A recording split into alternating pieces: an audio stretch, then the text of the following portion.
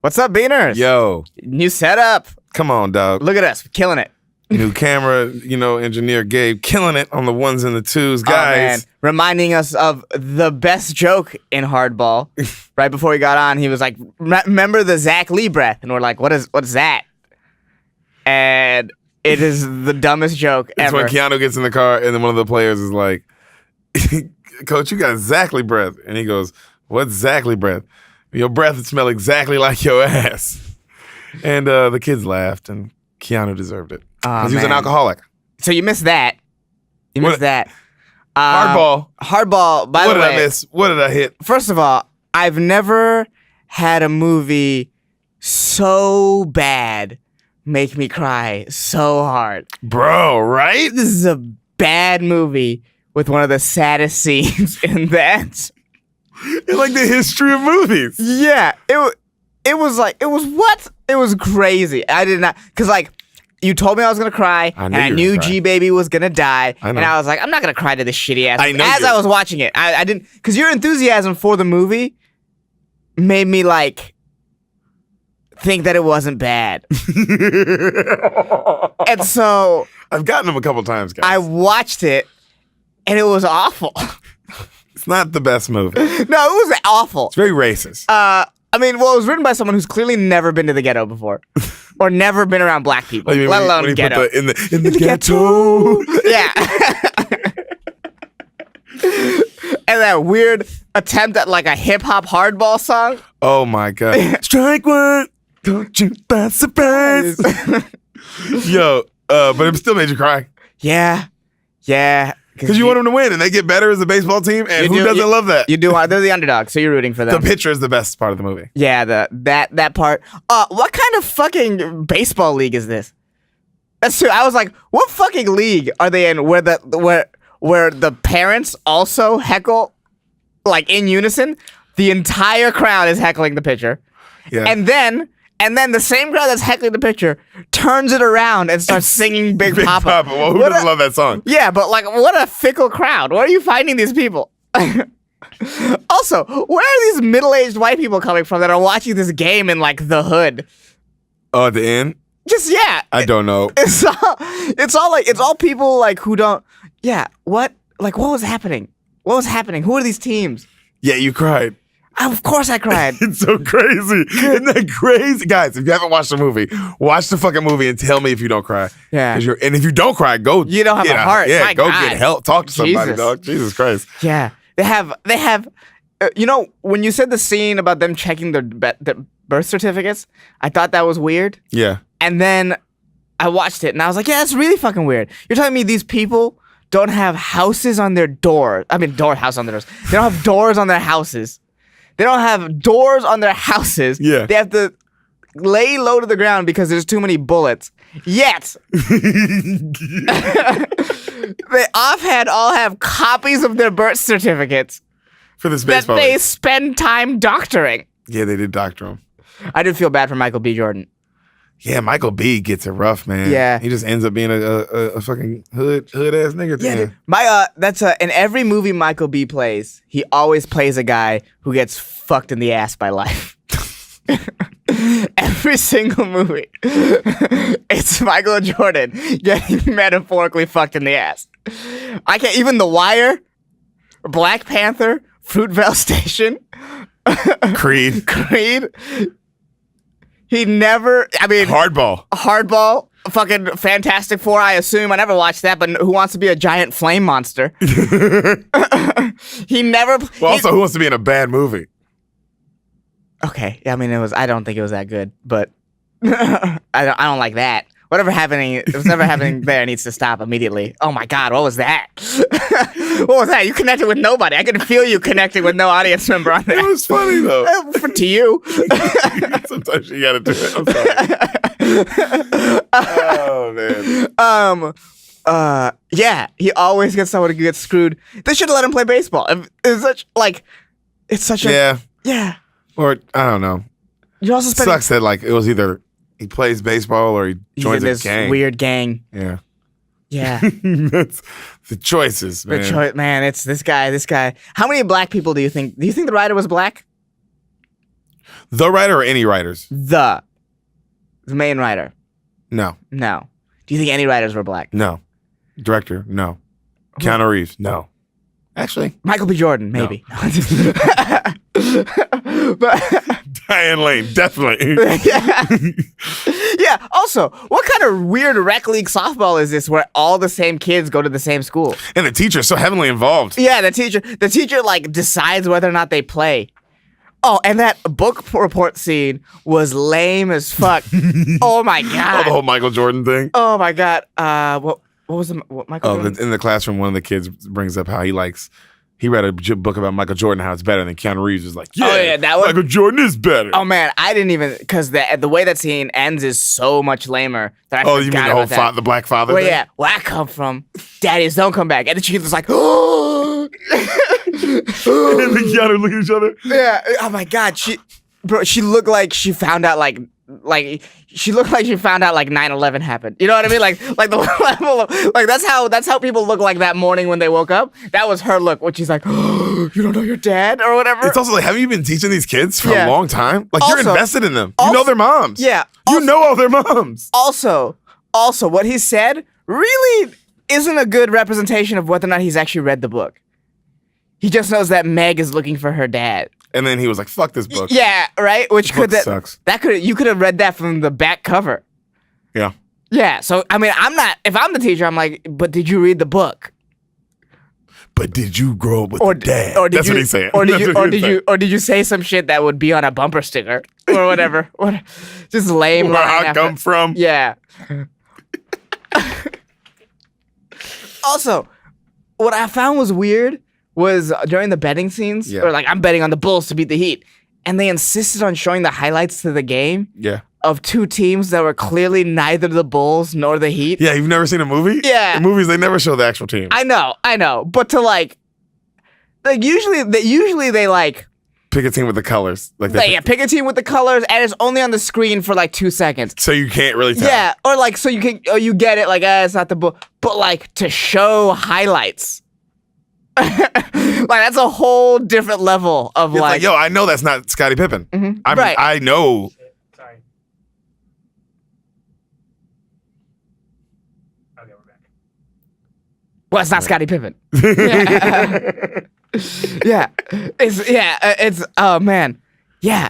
To keep sure, all the acting was pretty bad from like at least the adult point of view. Oh my god, the first also, none of the bookies and goons were like that terrifying. No, they all look. They couldn't make it. They were like, yo, we gotta have kids watch this, so we can't like get too real. Yeah, other than when he beats the shit out of himself in the beginning. They all look like weirdly cuddly. Yeah. Yeah, the main bookie from the guy at the bar. Yeah. Just awful actor. Just only has one look. It's this, and then he'll lean against shit. Yeah. He'll be like, I'll get your money. While my eye doesn't move. What the fuck are you doing? Yeah. Yo, you're fucking stupid. There was actually bad. I can just talk about this movie. I like it when I don't like them. My favorite thing is you didn't like this movie, but you fucking bawled your eyes out. And every time I watch it, which hopefully is never again, I will cry.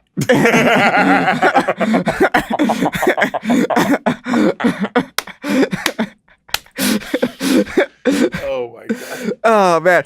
There was also, you know what you didn't mention? What? The weird photo shoot at the end of the movie of them holding the trophy. Oh yeah, well, that was like a 3-minute photo shoot. Yeah, it's way long. And it kept going. It's like a bunch of different angles of this thing. This is the first time I cut a movie short. I was like, I don't think I need to watch the rest of this. Oh, you didn't go through the whole credits? No. I didn't go through the whole credits. I didn't even make it to the fucking credits. There were too many pictures. Oh, there's nothing after but credits. Okay, I assumed. I was like, I hope Deric isn't mad at me, but I'm gonna tell him I didn't really finish this movie. Yeah, there's not like another scene. Yeah. Like where G-Baby comes G-Baby comes back up in the like, and goes. He wants revenge. Yeah, and he goes, Thanos, or whatever. G-Baby will return in Avengers Infinity War. Oh man. Yeah.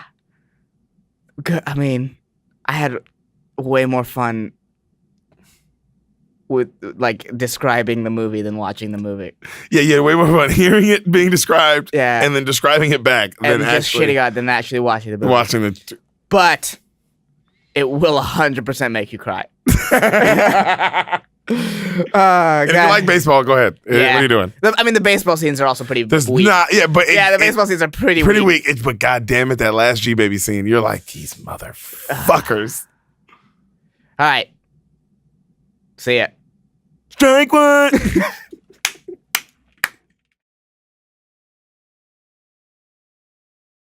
Hey. Welcome back. Hey. Thank you for coming back. I'm excited. You're excited. He's excited. New movie, new setup. New movies. Good times. New setup, guys. Let's have a good episode today. You ready, buddy? All right. What are we doing today? What do I have to describe? Ehsan Ahmad. Ehsan Ebro Ahmad. What? Can you describe to me Ebro. The film The Day After Tomorrow? Oh, fuck. I just also, hold on, before you even go any further, yeah. I will say 26 episodes now, 26 times in a row he's went, oh, fuck. Without fail. It's pretty interesting. Okay, go. Oh, but this is one of those things that I don't know at all. Oh! Yeah. God, guys. You know? Who saw that? Because I know you guys were like, oh, he's going to know a little bit. No, I thought that. I know nothing about The Day After Tomorrow. Son? Okay. Explain it to us. Some kind of disaster movie of some kind, I think. Something bad happens to humanity. And it's zombies. It's you know what? It's zombies. Zombies are scary. Yeah, man, they're very scary. And it's a mold, like a fungus. Oh shit. Yeah, and it gets released. Yeah. And then, the day after tomorrow. Wait, so it gets released. And then, a day after it gets a day after it gets released. The day after tomorrow, people start dying, and they have to try to contain it. And there's a team of scientists trying to do it. Who's the star of this team? I'm just curious. Oh, who's the star of this team? The leading team member. It is Matt Damon. Whoa, yeah. Matty D. Yeah, Matt Damon is the star of this team. Fuck yeah, dude. And there's he's cool, but there's a brash scientist. The one that kind of squirts, doesn't follow protocol and is trying to get things done too quickly. Yeah, and it only fucks things up a little more. It fucks up his team. A couple team members get exposed, become zombies, and Matt Damon has to make the call to kill him. Yeah, he has to do it. He has to do it, guys. He has to. Whoa. He has no other choice. How does this movie resolve? They have to just create quarantined areas of the world, and now the world lives in little pockets with zombies in the middle. This all happens in the day after tomorrow? Well, no, that's when it starts. Oh, then after that, it's a bunch of days. Yeah, it's a bunch of days. Now that you say that out loud, I was like, oh, this probably takes place in a day. But I like your style. Your movie's always better. Is it? And that's pretty much how it goes. Y'all, your movie's end so sad. Humanity lives in little pockets of the world. Yeah. Do all my movies end sad? Usually when you don't know it, I go sad. You go crazy sad. Yeah, I go sad. You thought Hardball, you thought the family just lost to some big corporation. I always think, I never think it's going to, for some reason, I always think you're tricking me, so I never think it's going to be a happy ending. Because it's usually a happy ending. So I was like, this one won't be a happy ending. I like how you're just, I feel like I'm mentally abused in this podcast. That's how I feel. Because then if I feel like I give you a story with a happy ending to it, you'd be like, it ended lame. So at least in the sad one, it's like, what? There's some weird issue that happens. So tell me about this Matt Damon flick.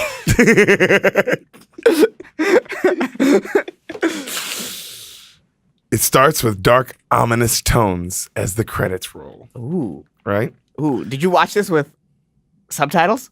Because that's something like a subtitle for Netflix would say. No, actually, I didn't watch it with subtitles. Okay. But dark, ominous tones. I think I've watched too many movies with subtitles. Yeah.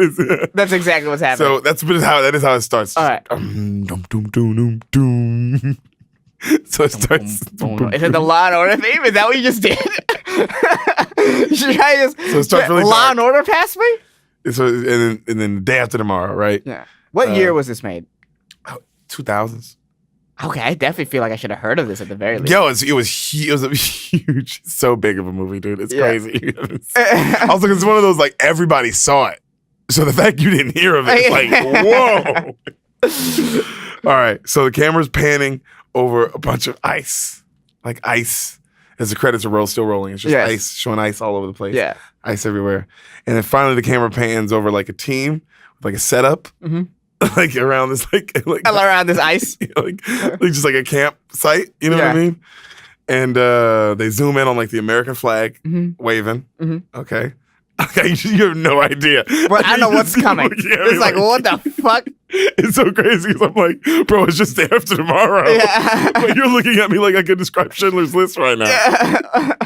Okay, so I don't know anything. Like I'm so afraid of what's happening. I know. So all right. Flags waving, right? And then you see these two guys, and they're working like outside on this drill. Mm-hmm. And one guy says, "Hey, don't fuck it up, or the boss is gonna kill you," you know. And then we go inside. He goes inside, and we meet our lead, Dennis Quaid. Okay. Not Matt Damon. Okay. Dennis Quaid's one of those people like I know the name, but whenever I think of his face, The Rookie. I never saw that. Fuck. Yeah. He was in other stuff, but I know his Rookie. name. I don't really think. Any Given Sunday? Nope. You didn't see that? Nope. Deric, I don't know. See, I do this podcast. This is a good time to mention it. Guys, we have a lot of episodes to get to, I promise. And we'll get there. We'll get to all of them, I promise you that. So Dennis Quaid, and he goes, "You letting Jason work the drill alone?" Mm-hmm. And he's and then the one guy. I really just hope this is Armageddon Ice. Yo, I'm not saying anything. Yo, doesn't it sound like Armageddon Ice? We're starting there. We've done so many movies that I'm like, oh wow, these all kind of run together now. This does sound like Armageddon. Oh yeah, like how every movie's kind of the same. Yeah, pretty much. Yeah, pretty fucking much, dude. That's why $1 Million Baby's good. Yeah, but a couple of them are like they stick out, like, oh, because you wrote a movie. So they laugh, right? Yeah. So then they show the Jason dude, he's outside and he's drilling, and then from far away, ice is cracking. Oh. Like, you know how like that, like the big crack? Right. And then it comes and it cracks all around Jason, right? Cracks all the way around, like, you know? And he's kind of looking around like, what the fuck? And then the inside, the Dennis Quaid, another dude, they feel it, right? Yeah. And then they go, what's going on? And then they peek outside and then it's completely quiet. Completely still, Ooh. Right? And then they're looking at him and then he goes, I promise I didn't do anything. Yeah. Right? Because he's like, I guess he's like he's a fuck up. Yeah. You know, and then right then, like the ice he falls through. Oh, he falls through. Like the ice, like the, you know, like because it was like it cracked around him. Okay. So the ice breaks and he falls through. So the drill, it shows the drill just like falling into oblivion of how far, you know what I mean? And then they run up and then they're able to like grab him. Save him. Okay. They save him. And then as they save him, they pull him up. Like the one guy go like because Jack like looks because now the ice is split. Is that Dennis Quaid's name, Jack? Yeah. Okay. So the ice is split like across, and then he looks across and he's like, we need it. And then he's like, Jack, don't risk it. Right. And then Dennis Quaid leans back and then he runs and he fucking Olympic bound jumps over the ice. Right. Grabs the tubes. Right. Okay. Like grabs these tubes. More ice breaks. And he jumps from broken ice. So they go, Jack, you're not going to make it. God, what's about to happen? Right? Yeah. And he takes off, bro. Really intense music starts playing. He takes off and he leaves with stuff in his hand. It's a way farther jump. Right. Way farther. Yeah. And you cannot getting as much momentum because he has stuff in your hand. He lands it. Of course. Right? They're like, they can't believe it. Yeah, because they shouldn't. The one guy grabs the tubes from him, and then right then the ice breaks, and Dennis Quaid goes falling through. Okay. And then the camera pans down, and then he's like, he caught himself, like with one of those ice picks, and he's just dangling with one arm, like a superhero. Okay, so what exactly are they drilling for on the ice? You get to find out in a second. You know what? Because you said that, and I accepted it, and now I'm like, wait, what? So the camera pans back on their tent. Yeah. Because once they save him, they pull him up, and you just see that the ice crack is like It's insane long. Right. So long. And it's huge. Huge gap, right? So the next scene, to answer your question of what you just asked me, of what were they drilling for? Okay. Dennis Quaid is in a big meeting with all the world leaders. Okay. Okay. All right. Okay. And it's so funny. You know how I knew that you were gonna. He explains. What? No, now you gotta say it. When I wrote that he was in the next scene with the world leaders, I wrote a bunch of ha-has because I laughed myself. I was like, what? Just like right in the next scene, he's in the meeting with the world leaders. Okay. Because that's how quick it is. The question you asked, like, wow, that is funny. How they're like, wait, what is he drilling for? Oh, okay. Yeah. And he starts explaining to all of them how global warming is melting the ice caps. Okay. Is that the bad guy in this movie? Oh, bro. It's way better than zombies. I know. Yeah. That's why I was like, oh, he thinks it's zombies. Oh, man. It's way better. It's just, chimneys. and methane. Cars. Big trucks. Pollution. Yeah. Cigarettes, I guess. Yeah. He finds out at the end that global warming was his dad the whole time. Well, let's get there, buddy. Okay. Relax. Okay. All right. So he explains that the polar ice caps are melting and all that stuff, and they ask him when the ice age is going to come, and then he says it's going to come in the next 100 to 1,000 years. Okay, but hold on. Why does he need a drill? They were like drilling like the ice, checking like science stuff. Okay. He's a scientist. Okay. You have to accept. They don't say what, but you have to accept that they were doing science shit and they were drilling. I'll let it go this time. Dennis Quaid. I'll let it go. I don't know who directed this. I wish I'd have looked it up. Oh, it's one of those movies. I wish I looked it up. Okay, so it's like in that Armageddon wheelhouse? It's called The Day After Tomorrow, and you already know it's about global warming. Yeah, what am I saying? I need to think more critically. Okay. So the vice president, right when he says that it's going to happen in the next 100 years, the vice president starts. It's all bullshit. He starts yelling about how the cost of preparing for such a disaster is too much it's nonsense. We shouldn't worry about it, blah, blah, blah. Mm-hmm. And then Quaid says how the ice caps are soon going to disappear and that the last ice chunk that broke off was the size of Rhode Island. Okay. You know what I mean? And everybody's like, oh, everybody in the meeting is like, that's big. Yeah. That's almost one of the big places. I mean, one guy in there was like, yeah, but that's the smallest state. I'm sure. The vice president. Sure. Did he say that? No, but that was his face. So they show they show the news like going on in New Delhi, and it's snowing in New Delhi. Oh. And they're showing how the cold weather is throwing the city into a chaos. It's just absolute pandemonium because it's freezing. Yeah. And snowing like crazy. Like it's snowing like in Chicago or some shit. Mm-hmm. You know what I mean? So people are like, don't know what to do.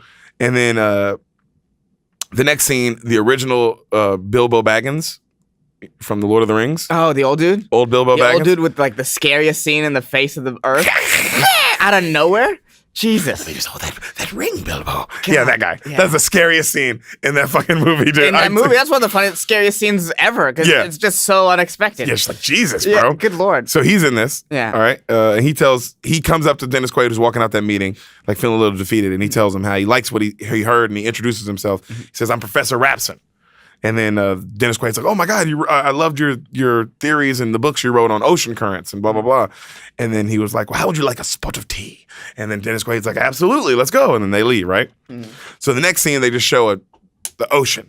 And it's just the storm going on in the ocean, and it's crazy. Oh. Like they show how big it is. And it's like, it's insane. So a lot of these shots are really cool. Okay. I will say, a lot of the shots of this stuff, like that's the weather shit, really cool, right? Cool weather shots? A lot of cool weather shots. All right.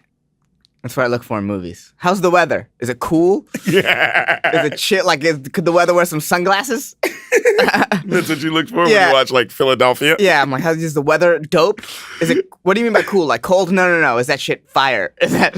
So the next thing they show, like, the head of a research facility in Scotland. Yeah. And there's, like, a black guy sleeping, and then another dude, this white dude's trying to watch soccer, but the other dude's snoring too loud, so the black guy wakes him up, and he's like, the black guy's like, oh, I'm sorry, because he's British, too, and he's like, he's black British, black British people. Yeah, they exist. Fucking ridiculous. Talk like a Negro. That was the vibe you said that with. I know. It's funny to me. I can't help it. If you're not American black, I like to shit on you. It's a little bit of racism. It's funny. Come on. Hey. So he like, oh, my baby kept me up all night, so I'm sleeping. He's apologizing. And then the black guy notices on the monitor, he's like, hey, one of the temperatures in one of the seas in Scotland have dropped 14 degrees. That's crazy. Like that's it's nuts. That's an insane amount. Whoop whoop. And then right then the Bilbo dude shows up, and they're like, how was your meeting in India? And he was like, oh, it's all bullshit. They're not listening. Whoop whoop. You know what I'm saying about global warming. So the next shot, they show a Tokyo businessman, right? And he's in like fucked up. Hey, he's just like this Tokyo businessman has no name. Yeah. Oh, I know. Oh, you know? He's about to get swallowed by the earth. So yeah. So they show like he's drinking sake, and he's like, and he gets a call. He's just trying to like drink, and it's raining, but he's drinking sake, and he's just like in a little stand, and he's chilling. And he gets a call from his wife, and his wife's like, and he's like, basically she's saying, come home. And he said, all right, I'm gonna come home now. All right. Okay. He gets up to leave. All right. Right then, like, he grabs his umbrella because it's raining really hard. Yeah. And then a big block of ice hits a windshield. Right? Like real hard. Yeah. And then everybody stops, like in all the city of Tokyo. Yeah. Right? Yeah. And then this one police officer walks up, and he looks at the ice, and he grabs it, and it's huge thing of ice. They hit the windshield, and it just completely like breaks, almost shatters it, Yeah. He's looking at it, and then right then another one hits him on the head and fucking kills him. And then it just starts hailing. But football, basketball size hail. Okay. So right then he holds up his briefcase, and he starts running, right? And people are dying all around him. Just dying, bro. Yeah. Massive death. Well, and he is still outside. He's got the briefcase over his head. So his first thought isn't to run inside. So he's trying to get inside, and he's trying to hide. Okay. And then he finally sees this little boy and an old man under a truck. Yeah. Like under a van. Mm-hmm. And so he starts running to him, and he gets right up to him, and right when he gets to him, the ice kills him. And then he dies right in front of this little boy and old man. Oh, shit.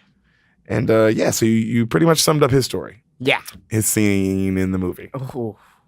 Yeah, they also like there's a really fucked up shot of like his death. He's dead and he's just laying there, and then like his wife's still on the phone like,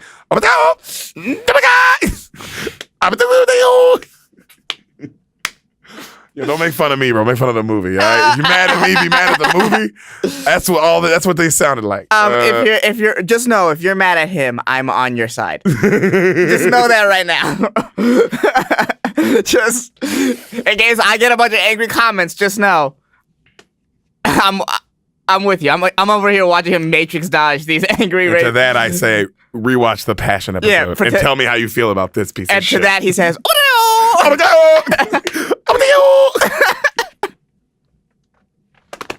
So, Dennis Quaid, he gets home, right? Yeah. And he's sorting through all of his mail, and it shows him he gets a letter from like a school, and then he cuts on the news, and then the news is talking about a hurricane is blazing through like down South Florida and all these places, like fucking it up real bad. You know what I mean? And right then he calls another house where like we meet our other two leads. His son, Jake Gyllenhaal. Oh shit. And Jake Gyllenhaal's mom. Jake Gyllenhaal. White lady, yeah. White woman. White woman? White woman who you recognize. Generic or generic white woman, you'd be like, I've seen this chick in some shit. Okay. She plays white woman in other stuff? Yep. Okay. Oh yeah, for sure. Okay. She doesn't play anything in this but white mom. Okay. Generic white mom who is the bridge between these two guys. Okay. You know what I mean? And like he's like a rebellious teenager. Let's see. Yeah. So he kind of thinks global warming is hella awesome. It's hella rad. So right then, you hear the main Dennis Quaid dude. He's like, Sam got an elf in calculus. He's like, elf? He got an elf? He's got an elf. He scored an elf. Old Will Ferrell. Yeah, he fucked up hard. So he said he got an elf in calculus. And then the mom's like, I'm aware. I get a copy of his report card too. And then he goes, she's like, I don't want to talk about this right now. And he's like, well, you need to make time. Like, his grades are important. You need to blah, blah, blah. And then she's like, don't tell me about making time. You're the one that's gone for months at a time and don't talk to him and blah, blah, blah. You know what I mean? Like, don't give me that shit, you know? And then she was like, if you want to find out about why you got an F, just ask him when you take him to the airport tomorrow morning. And he's like, why do I have to take him to the airport tomorrow morning? What? And then she's like, he joined the decathlon team. Like the debating, the whatever. Like you join one of the debating. Debating decathlon? I swear to God, that's what it's called. Okay. It's like a debating decathlon thing. Okay. And he joined one of these teams. I just thought you got two things very, very confused. I thought so too. Yeah, okay. But I was wrong. Right. I mean, right. Exactly. See, I don't know sometimes. Okay. And so he's like, okay, well, she's like, well, why did he do that? And she's like, I think he joined for a girl. She's like, the mom's like, I'm pretty sure he joined for a girl. Makes sense. She's like, but just be here at 8:30 to pick him up. Don't be late again. I don't want him taking a taxi. And she's just basically setting up there like, this guy's not a good dad. Yeah, he's just he's not around. He's absent. Yeah. He's always working. You know what I mean? So he beats the storm, but he finds his family. All right. God, well, now we don't have to. All right, let's see what happens. So the next scene, the dude is busting in Jack's office, right? It's the next morning. And he's yelling about, like, I can't believe you aggravated the vice president at that meeting in India like that, blah, blah, blah. And then he was like, oh, my 17-year-old son knows more about science than the vice president. And he's like, well, your 17-year-old son doesn't control our funding. That's one of those kind of arguments, you know what I mean? And they're going back and forth, and then right then he goes, oh, shit. And then it cuts to the next, like, it cuts to, and he runs, and then Gyllenhaal's getting in a taxi outside his house because he's like you tell, he was waiting for his dad long enough, and then right then the Dennis Quaid's pulling up and like honking, like, I got you. And he's like, don't worry about it. He's like, come on, no, ride with me, please. He's like, don't worry about it, Dad. He's like, come on, please. He's like, all right, and he gets in the car with him instead. You know what I mean? But clearly they're setting up the relationship. It's not that he's rebellious. That he doesn't give a fuck. And yeah, because that's where they're at, right? Yeah. So he says like, he gets in the car, and then right when they get in the car, he starts scolding him about getting the F. He's just yelling at him, blah, blah, blah, I can't believe you got an F. And then he's like, he lets him yell for a while, and then he goes, do you want to hear my side? And he's like, yeah, well, tell me your side. What's your side? And then he tells him, and his side is like legit. He was way smarter than the teacher, and like proved it, but then like was cocky about it and said like how he was smarter than him. Yeah. You know what I mean? And so that's why he got an F. Okay. And then the dad laughs, and he's like, oh, well, why'd he fail you for that? And he was like, yeah, because I'm a dick. Yeah, but and then also like, that's why that's what happened. That's what happened. Like why are you yelling? You didn't ask. Yeah. You know what I mean? Basically, and then he's like, oh, well, you know what, son, I'm gonna call this teacher. I don't like this. I'm gonna call him. I'm gonna have a word with him. I promise. And he's like, don't worry about it, Dad. And then they pull up to the airport, and he just hops out. He's like, Sam, because his son's name's Sam, and then he doesn't like say bye or anything. No, he just goes. Just keeps walking. Yeah. You know what I mean? So the next scene, it shows a guy in outer space working, and then he's in outer space. He's in a business suit. No. He got fucked up by a rock. He's talking to Houston, and they say, he's like, there's a storm coming, and it's huge. And then it shows like these 3 white monster clouds. It's a big hurricane, you know what I mean? But they're huge. They're covering like continent. They're huge. Yeah. You know what I'm saying? And then it cuts back to Sam, and he's on the plane with his like decathlon debate team or whatever, you know? And it's like a cute white girl and a black guy, like a nerdy black dude. And he's sitting next to the girl, and then the plane starts hitting turbulence, and he's like already nervous as fuck. And then the black guy like starts like saying how the plane's gonna, saying like the statistics of plane crashes to like fuck with them and scare them more. Yeah, you know the nice thing to do. You know when somebody's nervous and you just make them really way more nervous. And you know how when you're on a plane you just sort of speak into existence an airline crash. You know how you do that. Yeah. So right then he sees the stewardess like take off running down the aisle, like really nervously. Yeah. And he's like, what the fuck? And then she's like straps into her seat, and then the pilot comes on and he's like, guys, we're about to hit a little bit of turbulence, so please strap in and make sure, everything's upright and blah, blah, blah. You know what I mean? And then right then they start hitting crazy turbulence. And then one of the stewardess lady like lets go of like a server cart, and it goes flying down the aisle. And it almost kills like another stewardess, but she dodges it the last second. You know what I mean? And then the turbulence keeps shaking and shaking the plane, shaking the plane. How does that see these storms coming? Because they're moving at like this rate that's like crazy. Okay, you'll see. They talk about it. The rate they're not. They see the clouds moving, but they're not thinking that like they're already full on storms. But they're like forming so fast that they're not ready. They're just not ready for any of it. Okay, you know what I mean? So he's like holding on to like luggage is falling and the plane shaking like stuff, and he's like squeezing onto her hand. How stupid does that black guy feel? Yeah, because he's nervous as fuck too. And then finally it stops and it freezes. And then the girl looks at him and she's like, Sam. And he's like, she's like, Sam. And he's like, yeah. And she's like, can I have my hand back, please? And then he's like, oh, and he's like completely squeezing this fuck out of her hand. And then he lets go. I'm so sorry. And then he like gives her like he's kind of like cocky and cool and calm. And I was like, oh, look at Jake Gyllenhaal trying to be funny. He ain't funny. You ain't funny, Jake. Just act. Just be serious, dog. Yeah. At least you know now, Jake. You slammed. Yeah. Stay out of comedy. You're not Ryan Reynolds. You ain't Ryan Reynolds. You're not Ryan Reynolds. You ain't Josh Gad. If Jake Gyllenhaal was a product, I think that's what that product would. Jake Gyllenhaal, he's not Ryan Reynolds. You ain't Ryan Reynolds. Yeah. I like Jake Gyllenhaal. He's a good actor. He is a good actor. So the Black Scotland guy, it comes back to them, right? And he's kissing his wife goodbye. And they're saying their love, they loved each other, and then he kisses the baby. And he's like, enjoy the weekend with your mom, blah, blah, blah, British stuff. And then he goes back in. And then right then Bilbo brings up like, hey, Bilbo Baggins is like, hey, there's 14-degree drop in the sea. What's this all about? And he's like, oh, yeah, we realize that that's probably just a malfunction because that couldn't be right. That doesn't make sense. And he's like, oh, but what about the other ones? And he goes, the other ones. And then he walks up and there's 2 other 14-degree drops in like different seas across the world. That's ridiculous. Different oceans. Yeah. That's a huge drop. Yeah. I guess. I am saying like I know. It's one of those things where like a 2%, like a 2-degree change in an ocean is like life-changing. So 14 is like... What's about to happen? Earth-shattering. Yeah, like global climate. Like human life wouldn't be the same after that. Oh well, I guess that's this movie makes sense. Okay. So you see the team like they're now like in a taxi, right? The debate team, and a homeless guy is walking by him talking shit about like all these fancy motherfuckers in cars. Fuck y'all fancy motherfuckers in your cars. You know what I'm saying? And he's got this dog, but he comes into play later. So it's like you see the They decide, like, you see all the traffic and they're like, oh, man, the debate thing's right there. Let's just get out and walk, right? And then when they decide to get out and walk, them and the homeless dude, like, they're all standing together and they all look up and they see all the birds of New York are flying, like, south. Like one of those shots. Like, every bird is flying one direction. And that's when you see all the animals going one direction. Every bird. You turn around and you go that direction. Something that scary, yeah. If I see that many birds, it's like where it's like, yo, this isn't like a flock or like a big or like a couple flocks. This is like all the birds. Yeah, then that means you got to go that direction too. That 100% means what that means. Yeah, and then all the good. Yeah. Got to follow the animals, bro. Yeah, always follow the animals. Always. So they said during that the 2004 tsunami, the big one. Oh, I heard about that. All the animals started going uphill, and that's how a lot of tribes lived because they knew to follow the animals. It's genius, bro.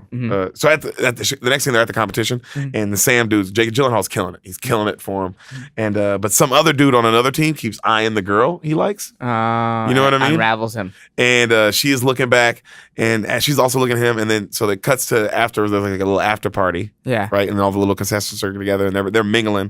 And then he tells her how Gyllenhaal's like, oh man, you look beautiful, right? But he's kind of all nervous about it. Yeah. And then right then the cool guy comes up and he asks to give her if she wants a tour of the whole place. Oh, And then she's like, yeah. And then she looks at Gyllenhaal like, will you hold my drink? And then he's like, yeah, sure, right? And then she goes off with him. Oh, and he's like smooth right away. And then the black guy looks at him and he's like, I bet he's rich too. And then he's like, shut up. Yeah, what the fuck, black guy? You're not helping. This is the most unhelpful black guy. Yeah. Just zero help. So the next scene, Bilbo's calling up Dennis Quaid and he's waking him up, right? And he says how he found something interesting. He's like, what? He's like, what? And then he's like, I think your theory in New Delhi is happening, but right now.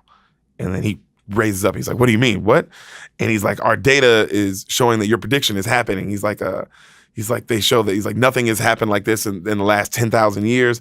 And right now, the guesses that the only thing that we have that is close right now is your theory of what's about to happen. And these people don't know what happened in Japan. What do you mean? Like there was fucking... Oh, they know already. Okay. Everybody knows everything. Everything's on the news. Yeah. Okay. I was gonna say all this would be newsworthy stuff. Oh yeah, definitely. Yeah. You know what I mean? So it's right then it shows clouds just rolling in over all these different cities. It's like a big shot. And then it shows some guy in LA, right? Like trying to get fuck on a couch. And the phone keeps ringing. And then this woman that he's trying to fuck goes, shouldn't you be like answering that and watching the weather? And then he goes, we're in LA, baby. What weather? Oh! He literally says it like that. Oh, so it's Andrew Dice Clay? It's Dice. Yeah, okay. No. Some dude like a Hawaiian shirt, like just some idiot kind of guy. Some dumbass. And then finally he gets up and he answers the phone and he finds out that hail is coming down in LA like crazy. Oh. Like the big hail. And then tornadoes are forming, right? And then he's like, what? And then it cuts to some guy, fancy business dude coming out of his house on the Hollywood Hills. Yeah. And he looks up and he sees the biggest tornado you've ever seen form. It's a cool ass shot, dude. Yeah. And it forms how they form from they meet that. Yeah. And then it just starts wrecking the houses. Ooh, and there's no basements in LA. Dude. So you know what I mean? It's a really cool shot. So Quaid and his team, they run out and they start watching the LA news, and then they show another shot of now it's 3 or 4 of these monster tornadoes. And then they show one of them take out the Hollywood sign really quick. You gotta show the landmarks go. Oh man, that's the whole point of a disaster. Yeah, showing all the buildings near the Capital One Records thing just going. You know what I mean? Yeah. And then there's people trying to take pictures of them because it's it's LA. Yeah. Yeah, because it's LA, and you know how dope that would make your Instagram story. And that would, especially seeing it form. Oh my god. Yo, yeah, I would be one of those people. I'd be like, "Fuck, this is followers, baby." They shows one news guy seeing 2 tornadoes form into a Megatron tornado. A Megatron tornado. Yeah, a tornado that can catch really cool touchdown passes. Yeah, okay. It's just a huge tornado. Oh, Megatron tornado. Yeah. And it's just fucking tearing fucking LA up. They show the fancy guy. They show a guy talking to his boss. The guy on the phone, he's talking to his boss who's driving in a Porsche in LA. Right. And he's like, "Boss, I see you on the news." And right then a bus flattens him. You know what I mean? Just fucking, and the tornadoes just sending cars everywhere. Yeah, and you're fucked. You just have to hope that the tornado doesn't get to you. Because they're huge, so they're so big, bro. And you're in LA, so you can't move anywhere. Can't go nowhere, bro. Yeah. You're stuck. So it's fucking everything up. And then the guy who's in the building, the guy who's trying to fuck, his building starts shaking, right? Mm-hmm. And it finally stops, and then it cuts to a Mexican worker, and he's in a black room, and he's got headphones on, and he stops cleaning. Same building? Yeah, same building. And he's looking around, and then he sees a door with a light. Everything's black, but the light's coming from the door, right? And smoke's coming from under it. And then he walks slowly up to it, and then he opens it. And he lets the tornado in.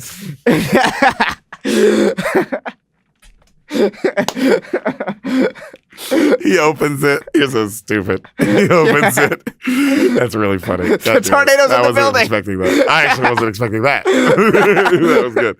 He opens it and half the building's been eaten. You know what I mean? Okay. He's he opens the door. So it's a hallway door. And it's to just, he's whoa, and it's just the whole city of LA is decimated. And then you see all the tornadoes come up apart. Yeah. And so the city's calm for a second. But it's just wrecked. LA is completely.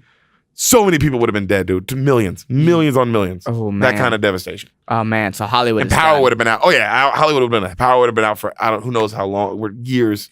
Oh damn, it's like that. I mean, if you include what's about to. Well, I'm not. Okay. Keep going. Okay. Well, just from that alone. Yeah. If that would have just been the only thing, power would have been out in LA for from who a knows while. How long. Yeah. Who knows how long? Because massive devastation throughout the whole city. So the vice president is telling the president now how LA was devastated, and the kids are the debate kids. They're all watching from their New York hotels, and they're seeing that all the flights are canceled, and they're just all oh fuck, you know what I mean? And then so now the world's leaders are back together, and the greatest minds are back on it again. And Quaid is telling them how Bilbo Baggins called him last night. How Bilbo Baggins called him last night. That's funny. And it is just hearing the sentence. Every time you say Bilbo, I laugh. And said that how the water temperature is changing and all the polar caps. It's because all the polar caps have melted and they're now in the water, and that's why the water degrees are so low. Okay. So that's why that's going on. And then the weather anomalies and how the troposphere, and he's saying a bunch of science shit. Yeah. And he says how the government needs to make long preparations now, right? And they don't believe him. They're all they still, I mean, they believe him, but the vice president is still blah, blah, blah. No. 3, that's exactly what would happen. The vice president, no, 3 tornadoes in LA are totally normal. We need more oil. Yeah. Yeah. So, that's exactly what they're An Asian lady comes up and tells him, though, how she agrees with him and she thinks that he's on to something and she wants to join the team, right? So she's all right, cool. We need all the help we can get. So she joins his team. Sorry. It's snowing in India. It's hailing footballs in Japan. LA just got torn up by a Megatron tornado. And it got one Asian lady to be like, you might be on to something. Yeah. Something might be up. Probably not. But I'll check it out with you. Dennis Quaid. Yeah. I'm Asian.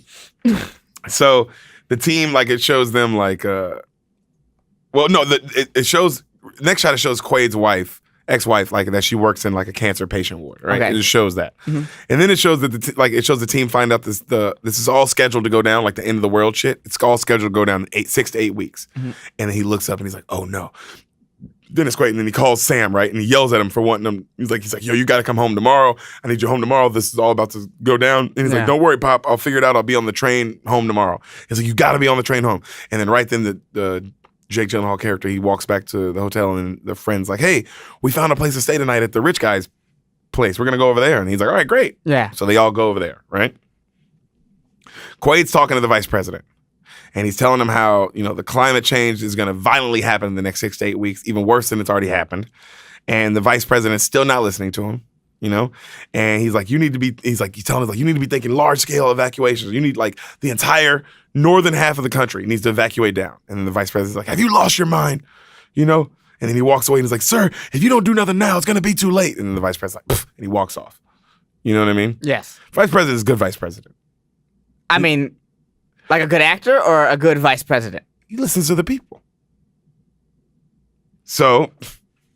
Also, the vice president doesn't have that much power. It's an interesting person to be talking to. I guess they didn't want to hate on the president in this movie. I don't know. Yeah. I guess not. So the team is the next shot, the debate team's walking through a National History Museum. Mm-hmm.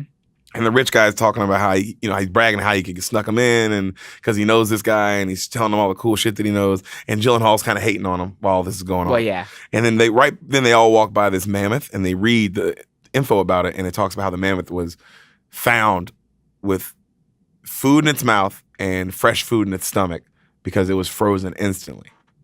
And then they were all like, "How the fuck is that possible?" Right? So. The two guys hanging out with Bilbo back at that thing, they just find out that they get snowed in. They're stuck in the little room that they're in. Right. You know what I mean? So they're now stuck. And it's freezing. And they all kind of laugh and make jokes. And then the lights going to go out for a second. And then they panic. You see oh shit. They just realize that they're snowed in. And Bilbo, is Bilbo with them? It's Bilbo, the black guy, and the other guy. You know what I mean? Yeah. So right then they show these 3 helicopters flying somewhere, and they are going through heavy snow, and then they fly through the center of the eye of the storm, like a hurricane, the center of it, right? Yeah, where it's the calmest. Yeah, and then the wind speed right then, the guys oh, the wind speed's dropped to 0. What's going on? Woo, woo. And then all the choppers freeze in midair, just shh. And then it starts they start pitching, whoop, whoop, whoop, whoop, whoop, Mayday, Mayday, and they start going down, and then the guys on the inside can see everything freezing from the inside. It's fucking dope. Other than if you're them. Yeah. It's freezing, and then they all go, and then they crash land fucking hard as shit. And then one guy survives, and he opens the door, and then he freezes within 2 seconds. He opens the door, and he's like, oh. Just like that. It's one of those kind of shots. It's fucking cool. Oh man, that's what I can't wait to see that. Yeah, it's fucking. I'm looking sick. forward to that. Yeah, it's fucking. I'm looking sick. forward. Whoever dies there, I'm looking forward to your death. And then they show them they talk about hold on. What you missed more? No. You missed more weather? Is that what you missed? Right then Bilbo calls Quaid and he tells him about the chopper thing, and he says how this is happening in Scotland now, where people are instantly freezing. Right. Because one of the eyes is over Scotland. You know what I mean? And then they show him the ice storm, and it looks like. And the vice president still doesn't believe shit. Nothing. Yeah. Nothing's going on there. Yeah. So the rich guy brings him to his dad's place, and it's this New York style mansion. At least in this unrealistic movie about weather, I feel like they got our government right. Oh, they nailed that. Yeah, I feel like they nailed exactly how this would go down. Yeah. So they're looking outside, and it's raining crazy hard in this mansion, and the black guy is like, man, it's been raining like this for 3 days now. This is crazy. And then it shows the sewers overflowing and shit because it's just raining so hard. Yeah. And then the next morning they realize they wake up and it's everything's flooded, just everything, the whole city, and they're like, oh, we're not getting. Yeah, we gotta get out of here. There's no way we're driving to the train station. And the rich guy's like, oh, I gotta pick up my little brother. My little brother's at this place. I gotta pick him up. And then they're like, all right, well, we gotta get out the city. And they're like, all right, we'll walk to your little brother because he's on the way to getting out of the city. Right. And then Gyllenhaal's they all go outside, and then they're all like, oh, maybe we shouldn't leave, because they get outside and the panic is crazy, and the whole city's flooded. And then Gyllenhaal's like, no, we got to get out of the city. We have to go now. And they start walking. Yeah. You know what I mean? That's the smart thing to do. So a wildlife guy shows him running into this wildlife guy, running into the zoo and checking on all the animals. And then he finds out all the wolves have been let out. And then that scene ends. Just to let you know. It's just kind of one of those scenes that all right, this is also going on. Oh, fuck. So I didn't even realize the wolves would be involved. The wolves are loose. Oh, shit. So now. All of them? Yeah. All of them. Yeah. Jimmy Butler. The other ones. I forgot who else was on the team. You're funny. Jimmy Butler was good. You could have left it there. Yeah, and Andrew Wiggins, I think, is on that team. The Wiggins. He is on that team. There you go. So now New York has like water up to your knees everywhere you go, right? Yeah. And then they show this black foreign family kind of like stuck in a taxi, and a cop is yelling at them like trying to help, but they speak French, and he's like, I don't speak French. You know, they're like, ah blue, blah blue, blah blue, blah blue, blah blue, you know, ah blue, blah blue, blah blue, and then they're like, it's like I don't speak that. Wow. You know. And then right then, like the debate team, they're passing them because this is happening all right outside the New York Public Library. Right. And then as they're passing him, the girl cuts her leg really bad on the taxi. Yeah. Right. And then they show right then it cuts back and they show the Statue of Liberty, and the Statue of Liberty is getting just like water's coming over it like a tsunami. Oh, God. Like the only thing you see is like the head and the little thing. God damn. And then yeah, exactly. And then people are like rushing into the library. Like now it shows people running into the library trying to get in. And then Gyllenhaal and the other dude, they get up to, and the rich guy, they all get up to the top, and then they look back down. And Laura is back down trying to help the foreigners get out of the thing because she speaks French. Right.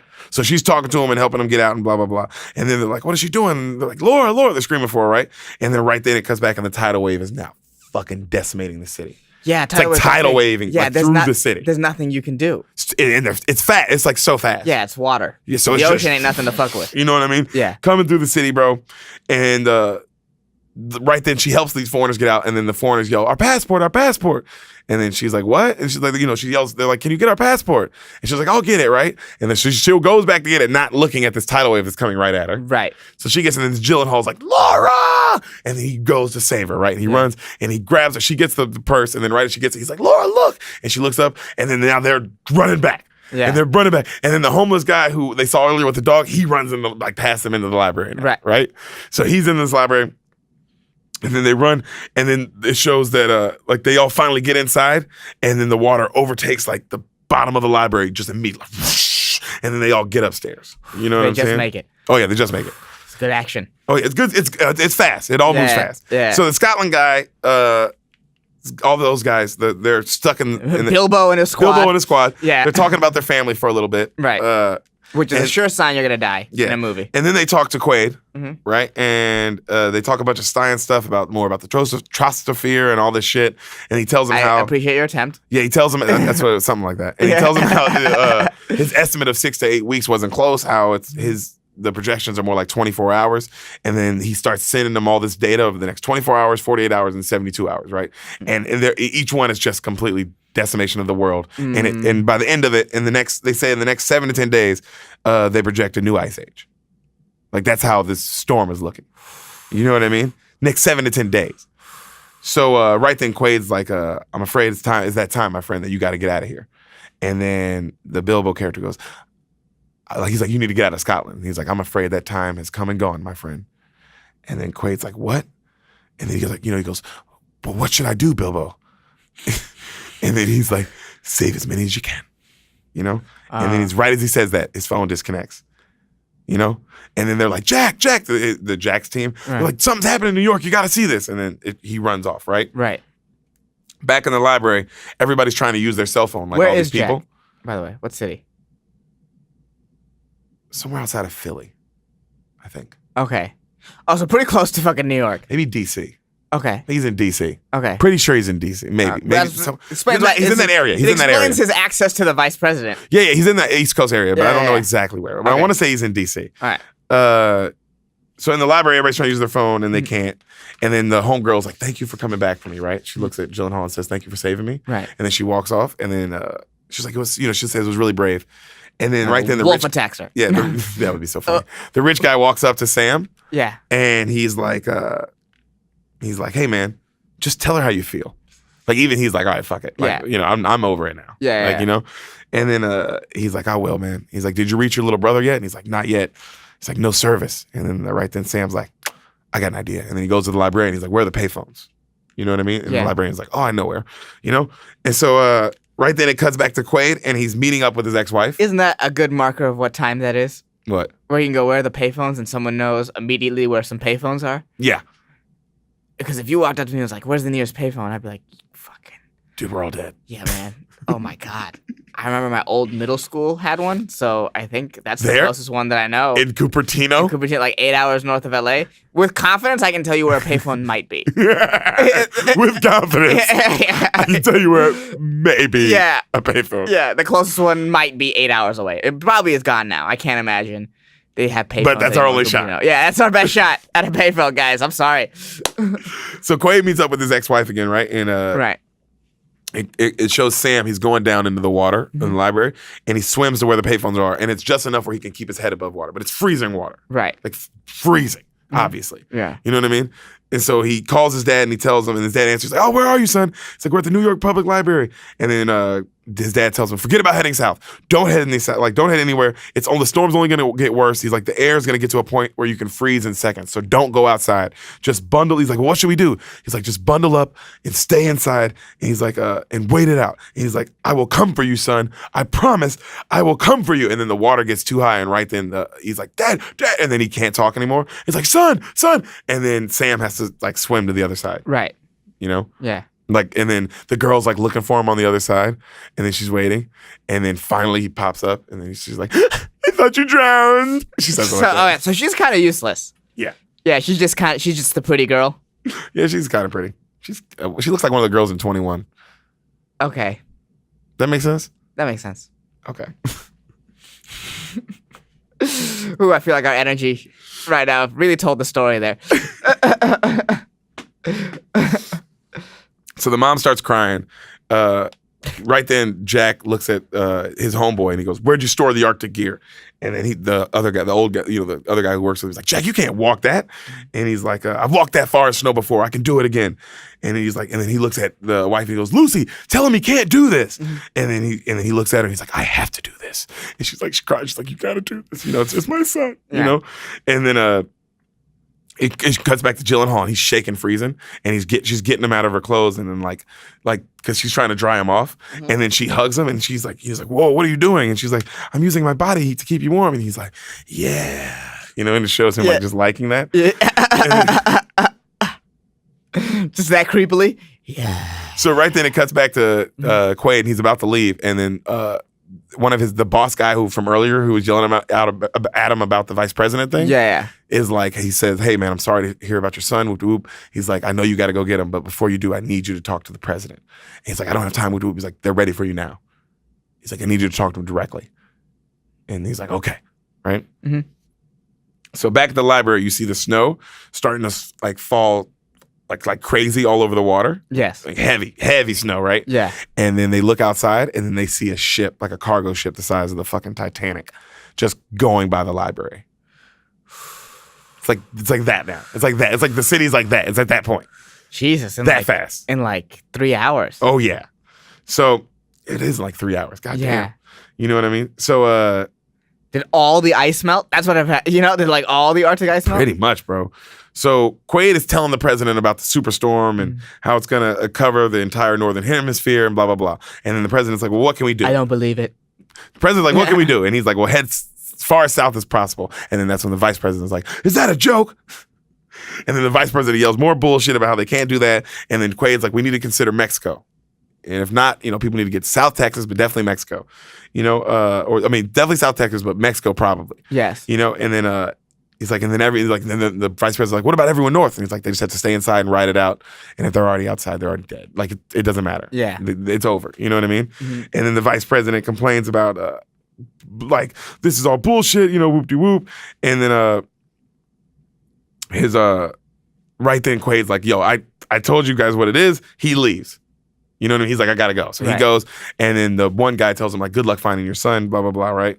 And then back at the office, the VP is still complaining to the president about how we can't listen to one mad scientist's theories and he's crazy. One mad scientist? Dude. And how he's only suggesting everybody evacuate because he's already below the evacuation line. And then right then the other guy's like, "Hey, his son is in Manhattan."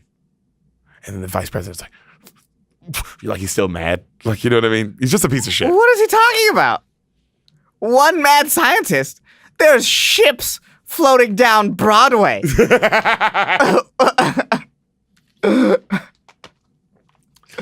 So back in Scotland, the three guys talk about how the gas generator is almost out. It's almost out, so they got a little bit left. You know what I mean? Yeah.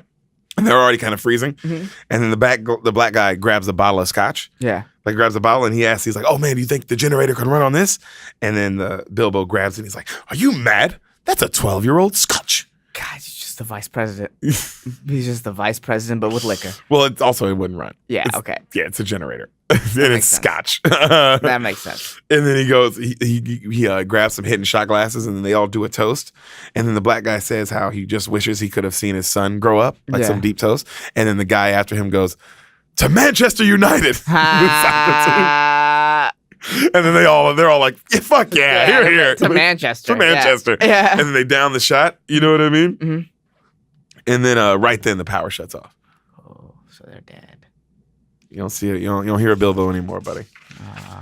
Bilbo. So back at the library. You lived a full life, Bilbo. The snow and the ice has frozen over the water. Like, so to the point now that people are like walking over the snow. Okay. You know what I mean? Like the homeless guy announces like, "Yo, people are walking over the snow." You know what I mean? Yeah. And then because everybody's trying to get south. Right. So this black cop gets up and he tells how everyone should pack up. We're all gonna pack up. We're all gonna head south like everyone else. Yeah. And then Sam's like, "Oh, the group should." He's like, talking to the group. He's like, "Yo, I think we should stay. My dad said that we need to stay.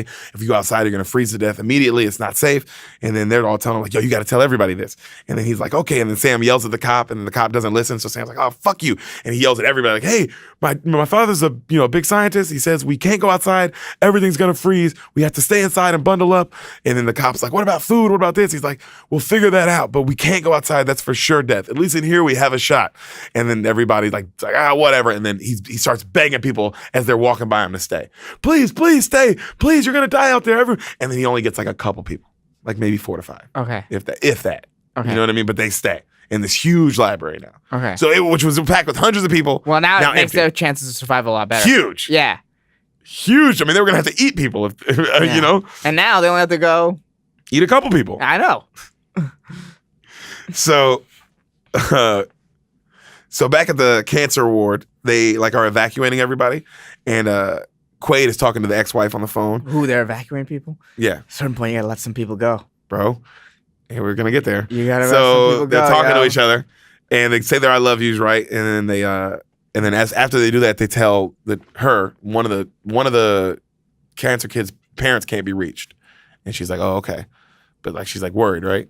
So it cuts back to Quaid, and he's loading up his truck, and then the buddy comes up and he starts helping him load, and he's like, "Hey," Dennis Quaid's like, "You're supposed to be on a bus headed south, man." And then he's like, 20 years I've been watching your back. You think I'm stopping now? And then he keeps helping loading him, and then like they laugh, and then he goes, all these 20 years I thought I was watching your back. And then they kind of smile. And then right then the Jason guy walks up and he's like, "What are you doing here?" And then he's like, "Neither of you can navigate worth a damn. Without me, you'll be in Cleveland or some shit."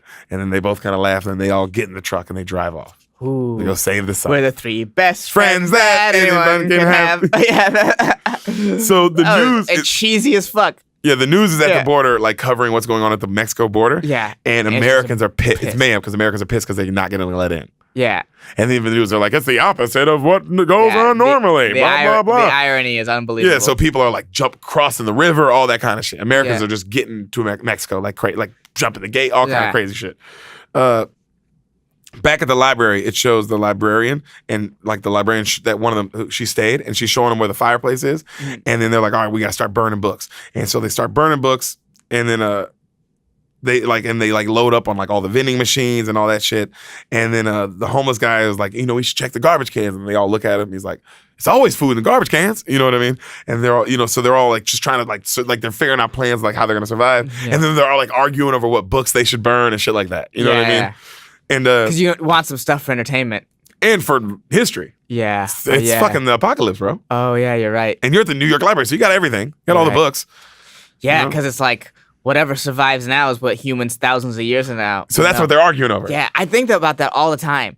About how like we barely know anything about the ancient Egyptians that built the pyramid, right? Yeah. It's like 5,000 years from now. What the fuck are they gonna know about us?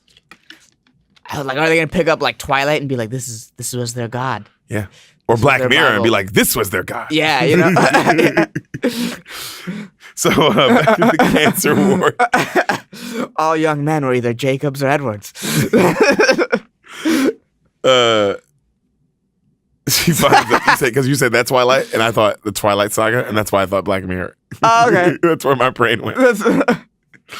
So back in the Kansas where they find out the one kid whose parents didn't answer, he's been left behind. Like there's only one policeman outside left with a snowplow. Right. And then the Laura character's like, yeah, but that's not the mom character's like that, but that won't transport him. Like he needs an ambulance. And then she's like, well, we have to leave. The other nurse is like, well, we have to leave and there's nothing you can do. And then she looks and she's like, I'm gonna stay. And then the other nurse is like, you can't stay. What are you doing? Blah, blah, blah. She's like, I'm going to stay with him. And then she's like, okay, well, I'll put in for an ambulance to try and help you, but I got to go. She's like, go. He's not going to stay longer. And then she leaves her. And then she has to just stay. They about to leave this kid alone? No, she stays with the kid. I know, but they were about to leave him alone. She was asking her to. Yeah. Oof, that's rough. I think I would have left him alone. I know you would have. Yeah. I know you would have. Definitely.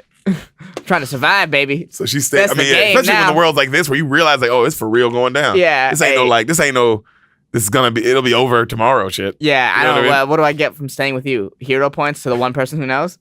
Hell to the fuck no. I'm surviving. Back at the I'm library, a good guy. the main girl is complaining about the cut on her leg to someone. Right? She's complaining a little bit, and they're trying to get a signal on a radio. But with that, they're getting like fragments of info about like all this shit that's going down. And then the one black guy's like, man, I don't know if your dad's gonna make it. And he goes, oh, he's gonna make it. And then they show the dad, he's driving full speed towards like them in this crazy snow, right? Right. But right then they get up to like North Philly, they get into a wreck. And then the dad's like, unpack the snowshoes, we're walking the rest of the way. And the other two guys are like, because it's snowing like crazy. Right. Like hard as fuck. So cuts back to the cop that left them in the library. Remember that cop with all the people? Yeah. And everybody is now complaining about how they shouldn't have left because they're all freezing. And then he's like, yo, we got to keep moving. And then like, oh, we all should have stayed in the library. He's like, guys, we got to keep moving. And then he goes to wake up. Other buildings? Oh, no, they're all, because they're thinking that they got to keep walking. Okay. That's what they're thinking. They even like can't go, like their plan is even to go building to building, which would be the way smarter plan. Their plan is to just keep walking. Yeah, you deserve to die. He tries to wake up one mom in our family, and they're all frozen dead. Done. Dead. Yeah. And he's like, way to make shitty decisions with your family. He's like that. You can tell he feels bad. He's like, yeah. So it cuts back to the three guys now, the Dennis Quaid and the team. Yeah. And they're hoofing it across a mall, but they don't know they're on top of a mall. Like the camera is panned back, so you know that they're on top of a mall. Right. They don't. Okay. So the snow is covering all the glass. Yeah. So they're walking because the top is all glass. You know what I mean? So they're walking, and then one of them break because they're also all their ropes are like of them are tied together. Okay. With all their stuff. So it's like the first one, a sled, the second one, a sled, and then a third one, and then a sled. And then all the ropes are connected, all of them. And so then they're all moving forward. Because the snow's so bad you can't see ahead of you. You know what I mean? You have to stay connected. So the back sled breaks through the glass. Yeah. And it pulls the other guy down. Yeah. Right? And then as it looks like the other guy's about to fall, Dennis Quaid and the other dude like ice pick the glass to stop themselves, right? But that just breaks the glass. No. So now they're guys dangling, you know what I mean, in this mall. You know what I'm saying? Yeah. And then, like, Frank, are you all right?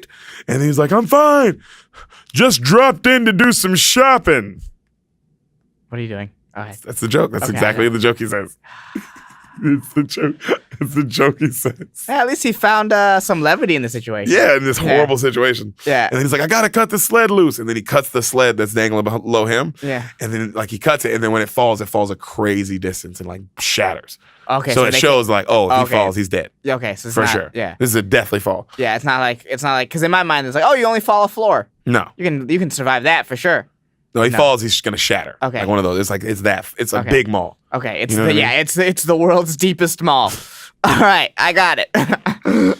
So right then they're like, all right, we're gonna get you up, Frank, don't worry. So they're like, Jason, use your weight to support him. I'm gonna crawl back to you, and then we'll pull up the rope to get him up. And they're like, okay. It's like, all right, Jason, you got him? It's like, I think I got him. And so Quaid starts like slowly crawling back to like help him. And then as he does, the glass starts shattering more and more and more. And Frank's like, it's not gonna hold. Stop. It's not gonna hold. It's not gonna hold. And then Quaid's like, look down. He's like, Frank, what are you doing? He's like, Frank, don't do it. And he looks up, and then he cuts himself and he sacrifices himself. And they're like, no. And they watch him fall to his death. Who plays Frank? A white guy.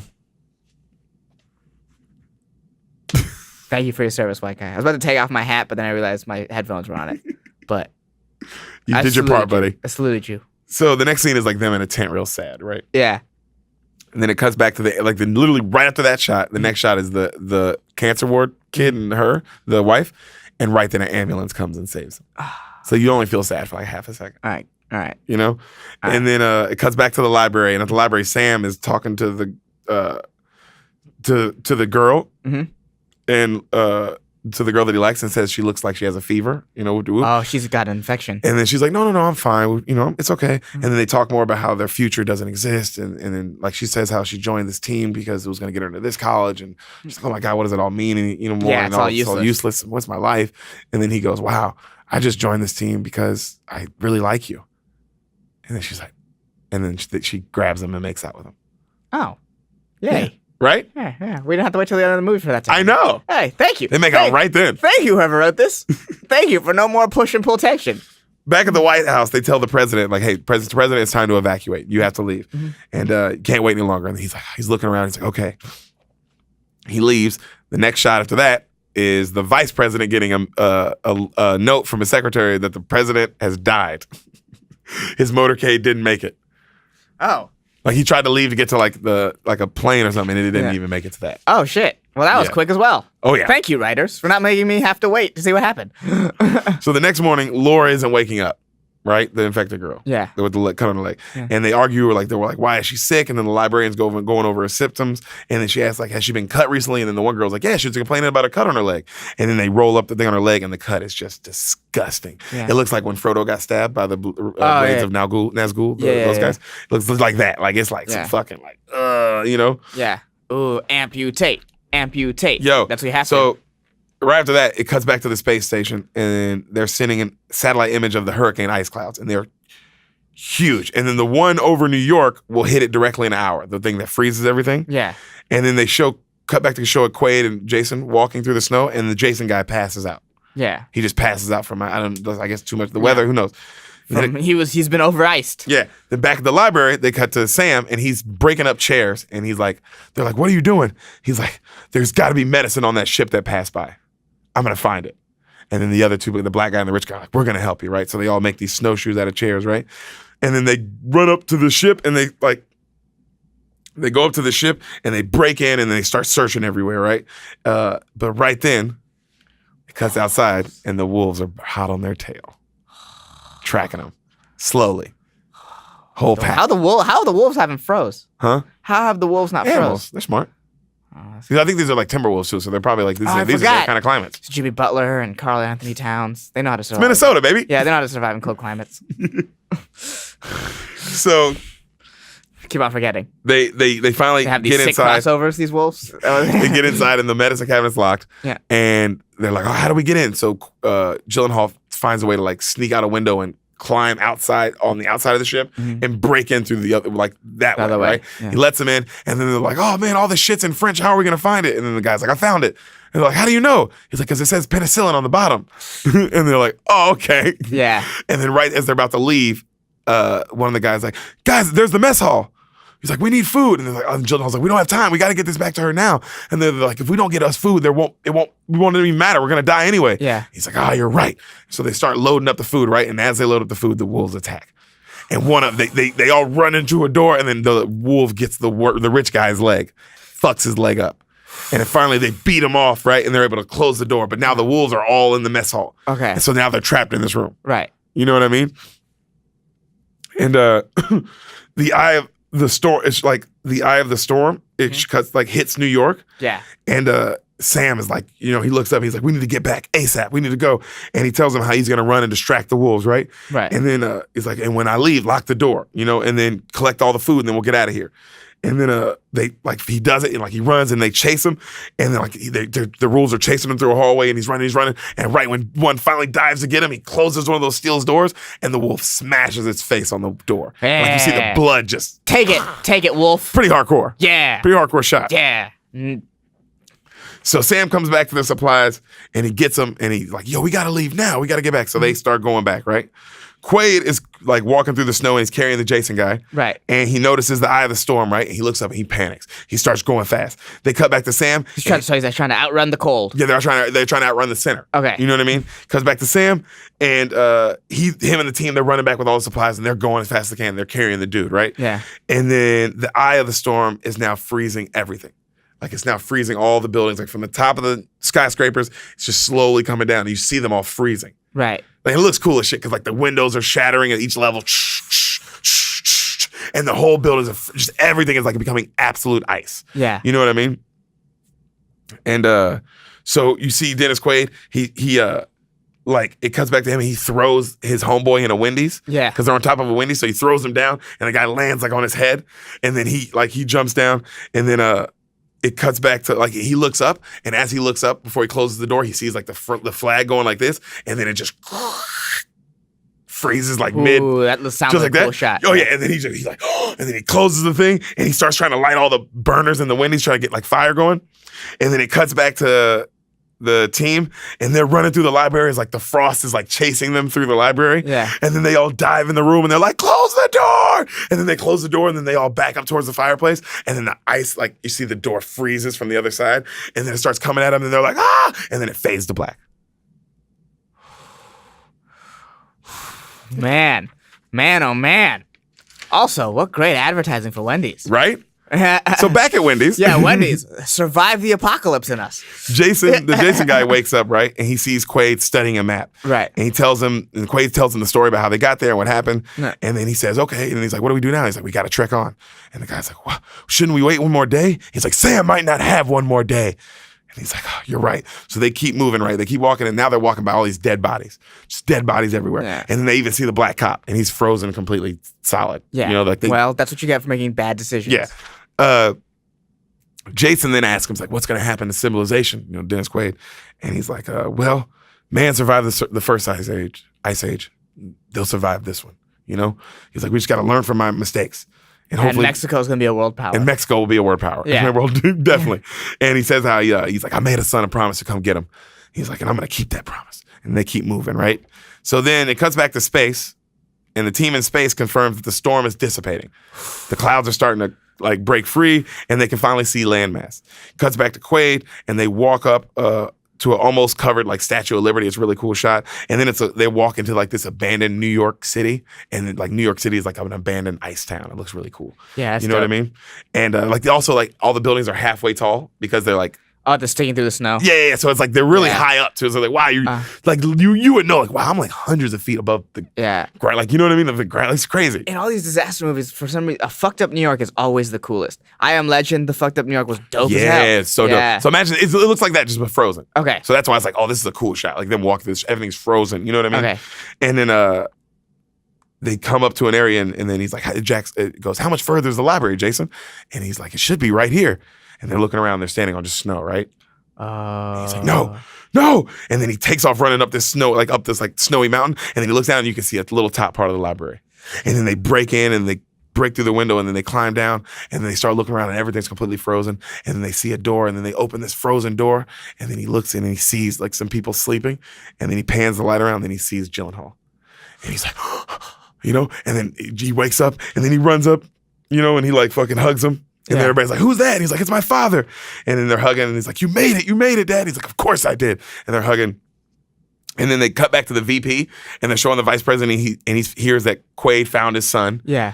And that there's lots of survivors in New York, right? And then he's like, oh, that's good news, right? And then the vice president goes and he gives this speech about how he's been treating the earth like crap, and how we all have, and how he's learned so much from this. the vice president has learned he's learned so much, bro. Oh, my God. He doesn't die like I want him to? You hate him in his last speech. Oh, God. And how, he's going to be a better person, and we're going to be a better country, and how we're so grateful to all the third world countries who helped us. Boo! So they show the choppers going to save him, right, from New York. Yeah. And it's the boss guy from earlier, right? Yeah. And he goes and he picks them up, and they're all happy to see each other. Mm-hmm. And then they show everyone on the chopper now, and they're flying off and they're smiling. Right. And they're passing all the top of the building, these tops of these buildings, and all these other people are coming out, like these other survivors, right? Right. And helicopters are coming to pick up them. And then the chick, like, she leans her head on the Gyllenhaal character, and he smiles, and the dad looks at him, and he's real happy. You know what I mean? And then it cuts to the guys from space, and they're looking at the Earth, and then the one guy goes, "I've never seen the Earth's air so clear." And then they're both looking and they're like, oh. And then it shows like a really cool shot of like the Earth, and the Earth, like the top of it's like all white instead of green. It's like white and blue. Okay. You know what I mean? It's a really cool shot. And that's the day after tomorrow. All right. All right. Okay. All right. That was a fast-paced movie. That was a disaster flick, buddy. Oh, man. That sounds fun. Little fun fact, afterwards, the Wolves actually went on to the Western Conference Finals. I didn't know that. Not this year. Not this year, but after, yeah, that year they did. That year, they're the only ones competing, really. Oh, fuck yeah, buddy. Oh, you have fun? God. Yeah. That was fun. Yeah. I had a lot of fun telling it to you. Yeah. I just can't wait to see all these people die, I guess. I mean, I don't know what else to say. You thought it was zombies. And I'm glad I was wrong. Thanks for listening, Beaners. See you next week.